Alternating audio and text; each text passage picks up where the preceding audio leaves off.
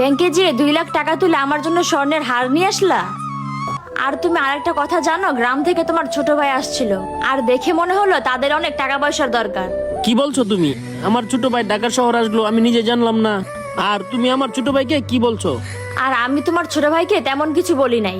আমার কাছে 10,000 টাকা ছিল, আমি তাকে 10,000 টাকা দিয়ে দিয়েছি। হ্যাঁ, তখন তো তুমি বাসায় ছিলে না। আর তোমাকে আমি একটা কথা বলতে চাই, আর দেখো, বাবা মারা সবসময় ছেলেদের আশাই থাকে। মা বাবারা চায় তাদের সন্তান তাদের দেখাশোনা করুক। আর শোনো, কিছু বইয়েরা আছে সবাই এক হয় না। আমি দেখেছি অনেক বইয়েরা আছে শ্বশুর শাশুড়িকে টাকা দিলে সংসারে অশান্তি করে। আর আমি কিন্তু তেমন মেয়েও না তেমন বউও না, যে তুমি তোমার বাবা মাকে টাকা পয়সা দিলে আমি অশান্তি করব। এই শোনো, এই হারটা এই মুহূর্তে বিক্রি করবা। বিক্রি করে যা টাকা হবে সব টাকায় তোমার বোনের বিয়ের জন্য বাড়িতে পাঠিয়ে দিবা। আমার এই গয়নার দরকার নেই, আগে তোমার বোনের বিয়ে হোক, তারপরে আমি গয়না বানাবো। দাঁড়িয়ে থেকে লাভ নেই, চলো এটা এখনই বিক্রি করব। স্বামী যতই খারাপ হোক না কেন,